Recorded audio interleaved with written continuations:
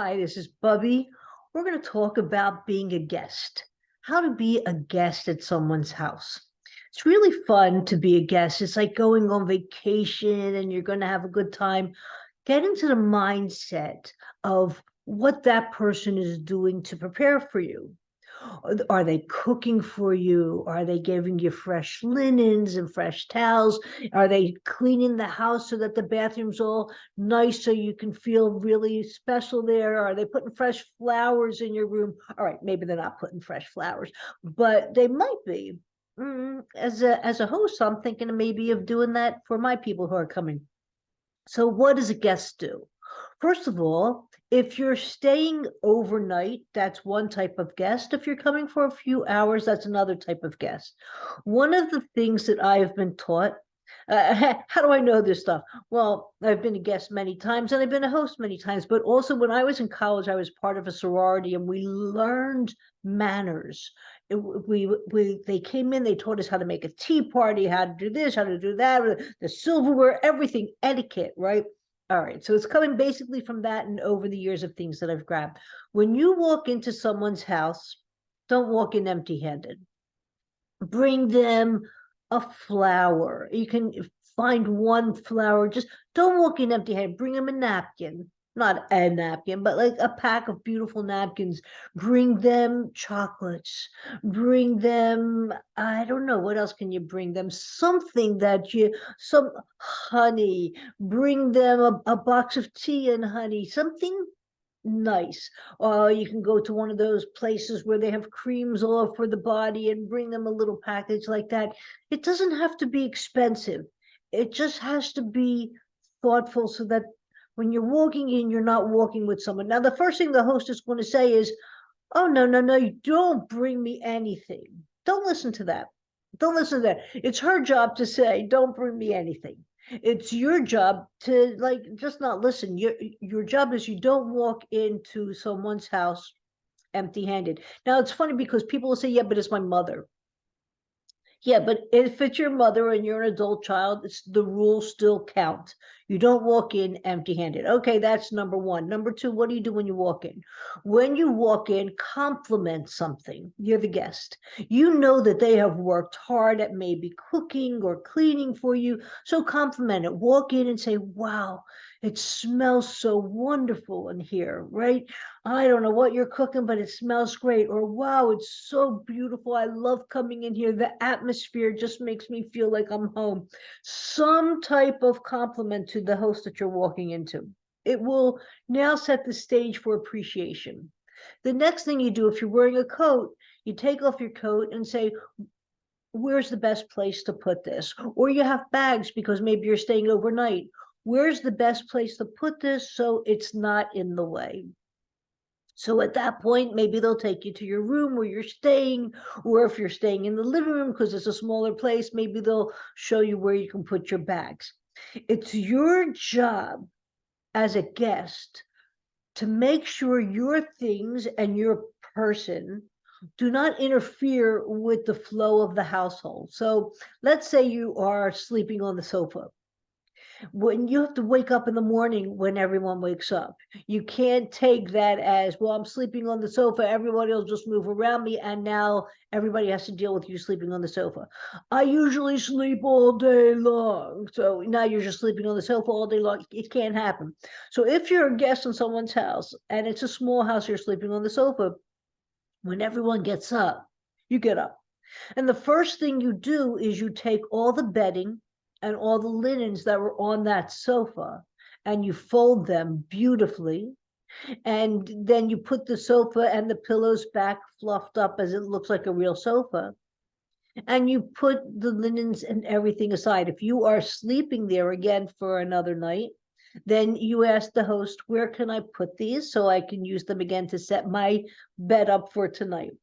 If you're not, then you say to the host, where would you like me to put these? Would you like me to put them in the laundry? Would you like me to put my ask her?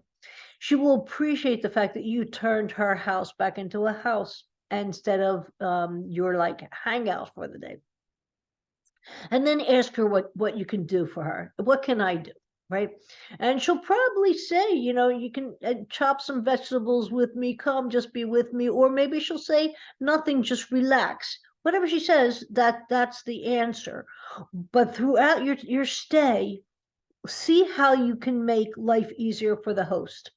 If you now ate there, clear the table.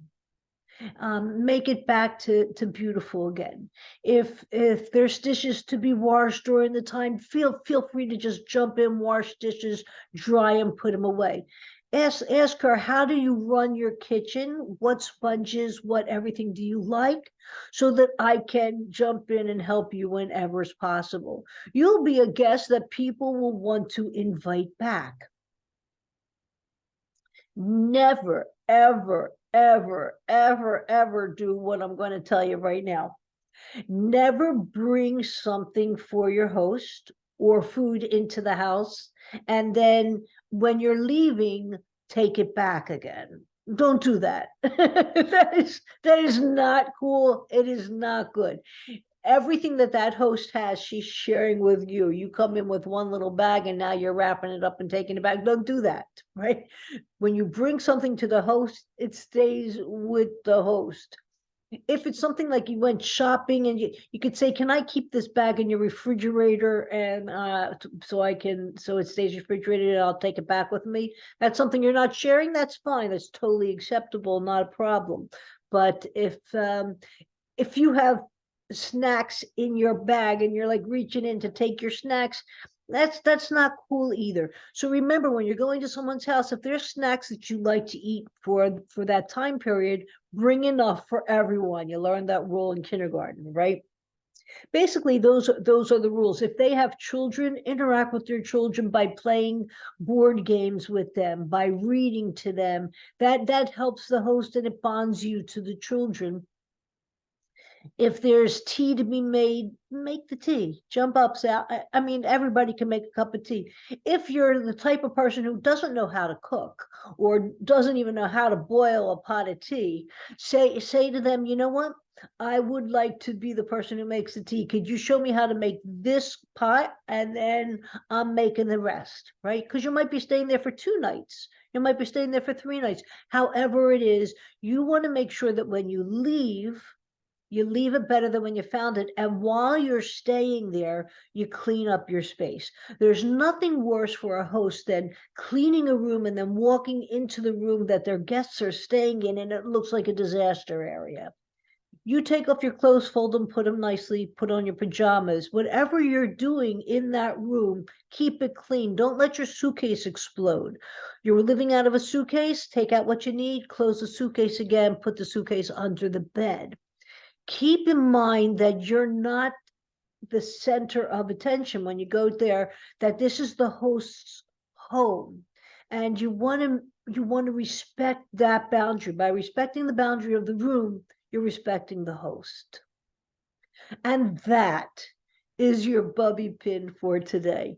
If you like it, give me a thumbs up. If you're a host, you probably love this one. If you're a guest, you're probably like, oh my God, what have I done? It's okay. We learn and we grow. I remember when I used to go back to visit my mother when I was in college. The college was 4 hours away. And my mother used to say, by the time you drive to college for 4 hours, I'm just about cleaning up your room. What did I know, right? So I'm telling you things that I've learned over the years, so that you can be invited back, so your friends, when they come to visit, it's a beautiful visit rather than exhausting for the host. You need some time off, that's why you're going there, but you don't want when you leave that your host now needs time off. That's your Bubbie pin. Thumbs up, subscribe to my channel, share with your friends. Catch you later.